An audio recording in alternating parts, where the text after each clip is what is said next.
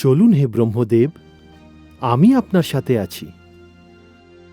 আমিও দেখি তারা কি ধরনের অসুর, যারা সৃষ্টিকর্তার জায়গা ছিনিয়ে নিতে চায়।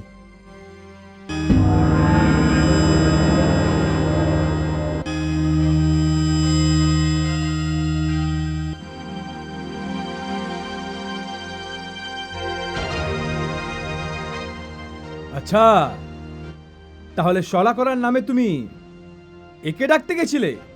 বুঝে গেছি আমরা, তুমি খুব চালাক। আমরা দুজন, তাই তুমি একে নিয়ে এলে।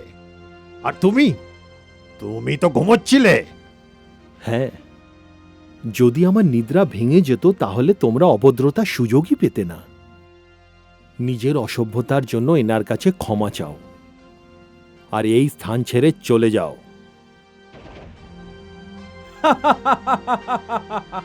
ভাই কৈতব, আমরা নিজেদের কানে ভুল শুনছি না তো? তোমাদের ভুল আর কিছু সময় পরে দূর হয়ে যাবে। যার কান হতে তোমাদের জন্ম হয়েছে তারই হাতে তোমাদের মৃত্যু ঘটবে। মৃত্যু? ভাই কৈতব, আমাদের মৃত্যু? ভুল ভাল কথায় সময় নষ্ট করো না। আজ তো এদের কাছে অগ্নিবৃষ্টি করার সেই প্রাণীটাও নেই। হ্যাঁ, চলো বন্ধু, আজকে তবে মা শক্তি দেওয়ার বরের প্রথম প্রয়োগ এই বিষ্ণুর উপর করা যাক। কারণ এর হার হলে দুটো লাভ হবে। ব্রহ্মলোকের সঙ্গে বিষ্ণু লোকেও আমাদের অধিকার চলে আসবে। এ কথা তুমি নয়, তোমার মুখ থেকে শক্তির অহংকার বলছে। যে শক্তিশালী সে অপরকে রক্ষা করে। শক্তিথি সূর্যের ন্যায়, যে অন্যের জীবনকে আলোকিত করে তোলে। কিন্তু যারা অহংকারী, তাদের জন্য এমন অগ্নি যাতে সে নিজেই জ্বলে পড়ে ছাই হয়ে যায়। বিষ্ণু, তুমি আমাদের অপমান করছো। দেখো, তোমরা অসুর, আর পাতাল লোক তোমাদের বাসস্থান। আমি শেষবারের মতন তোমাদের সাবধান করছি, তোমরা এই ব্রহ্মলোক ছেড়ে অন্য কোনো স্থানে চলে যাও। তোমার এত সাহস!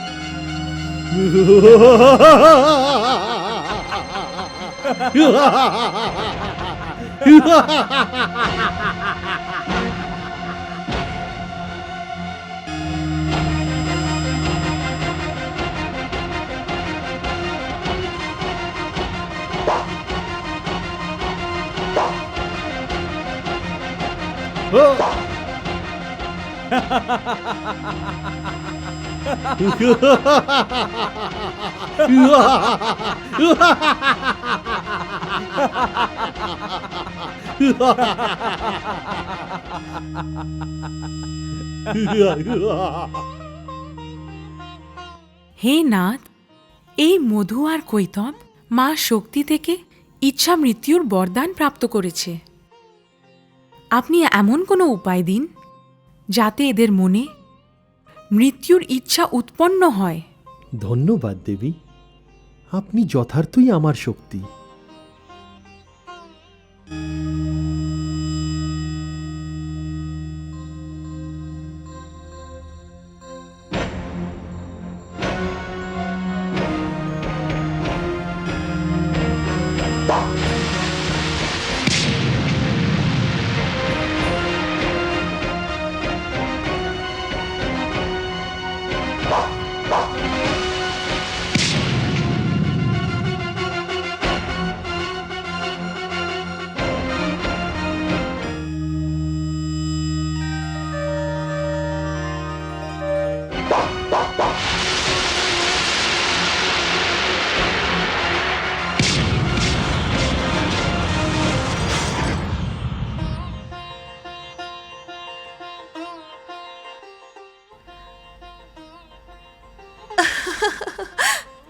সুন্দর, অতুলনীয়।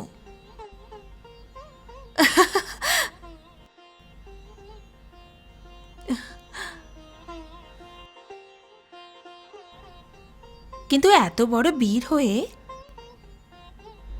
একজনের ওপর দুজনে মিলে তোমাদের এরকম করা উচিত নয়। তুমি যথার্থ বলছো সুন্দরী, কিন্তু আরেকজন কোথায় অদৃশ্য হয়ে গেল। হয়তো আমাদের ভয় পালিয়ে গিয়ে থাকবে। কিন্তু হে সুন্দরী, তুমি কে? নিজের পরিচয় দিয়ে আমাদের ধন্য করো। আমি মায়া। আমি নিজ ইচ্ছায় আসি আর নিজ ইচ্ছায় চলে যাই। তোমাদের দুই মহাবীরকে আমি যুদ্ধ করতে দেখলাম। তোমাদের বীরত্ব দেখেই আমি তোমাদের উপর প্রসন্ন হয়ে গেছি। কিন্তু তোমরা তো আশ্রয়দাতার সাথেই যুদ্ধ করছো, এটা তো ভালো কথা নয়। শুনেছি তোমরা এনার কানের মধ্যে বসবাস করতে। তুমি ঠিকই শুনেছ সুন্দরী, কিন্তু আমরা কি করতে পারি? আমরা তো ব্রহ্মার সাথে যুদ্ধ করতে এসেছিলাম, ব্রহ্মা এনাই নিয়ে এসেছিলেন। আমরা নিরুপায় সুন্দরী। সুন্দরী, তুমি এদের বিষয় চিন্তা করো না। তোমাকে দেখে আমাদের হৃদয় বিচলিত হয়ে যাচ্ছে। যদি আমাদের সামান্য সময় দাও, তাহলে এদের ইহলীলা সাঙ্গ করে তোমার কাছে প্রেম নিবেদন করব। না, আমি তোমাদেরকে বিশ্বাস করি না। কেন সুন্দরী? যদি নিজের আশ্রয়দাতার সাথে যুদ্ধ করতে পারো, তাহলে না জানি আমার সাথে কেমন ব্যবহার করবে। সুন্দরী, আমরা এনার সাথে যুদ্ধ করতে বাধ্য। তুমি এনাকেই জিজ্ঞাসা করো, ইনি আমাদের আর ব্রহ্মার মাঝখানে কেন আসতে গেলেন। এনাকে কেন প্রশ্ন করব? এত সামান্য বিষয় যে কেউ বুঝতে পারবে। আমরা বুঝলাম না সুন্দরী। অত্যন্ত সহজ ব্যাপার।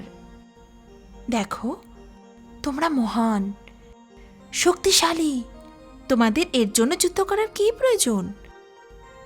এনাকে ভালো একটা বর দিয়ে প্রসন্ন করে দাও।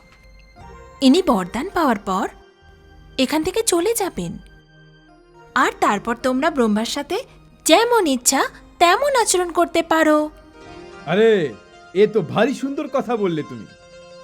যথার্থই আমরা এই সংসারের খুবই শক্তিশালী। আমরা যাকে ইচ্ছে যেমন খুশি বর দিতে পারি। বিষ্ণু,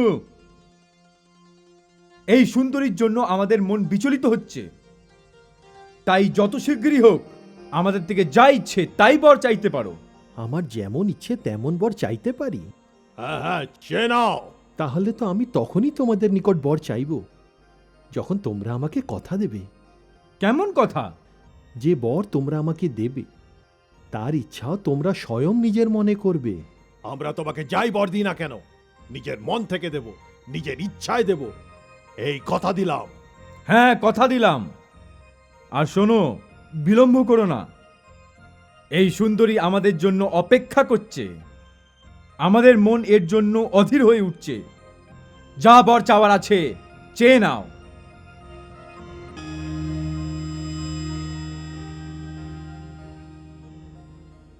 হে মহাশক্তিশালী বীরেরা, তোমাদের কাছে আমি একটি বর চাইছি, যে তোমরা দুজনে আমার হাতে মৃত্যুবরণ করো। আরে, এ আমরা কি করলাম? সুন্দরী, তুমি আমাদের সাথে ছল করলে। এই সব তোর জন্য হয়েছে। হ্যাঁ, হ্যাঁ, হ্যাঁ, হ্যাঁ।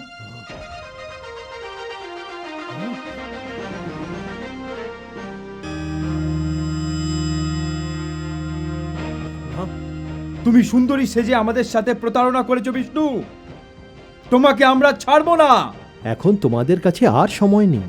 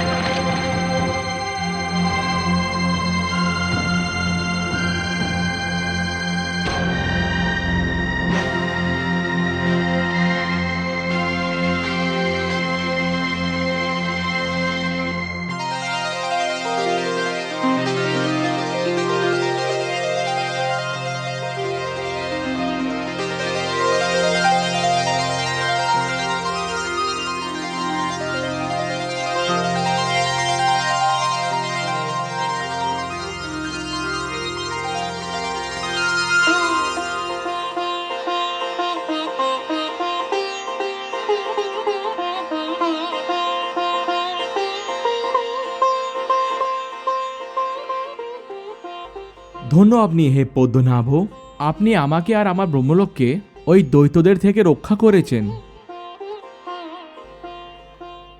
হে আদি প্রজাপতি, রক্ষা করার দায়িত্ব আমার।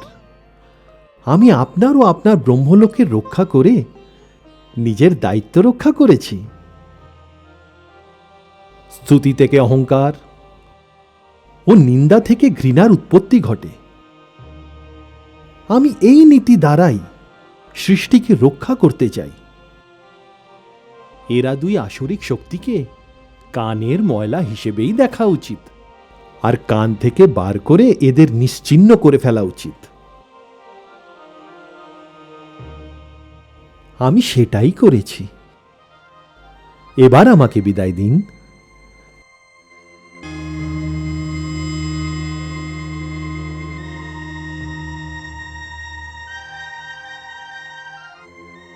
মানবের সৃষ্টি করার সময় এ কথা অবশ্যই আমি মানব মনে বিবেকে দিয়ে দেব যে তারা নিজেদের কানে নিন্দা ও স্তুতি নামের ময়লাকে কখনো যেন থাকতে না দেয়।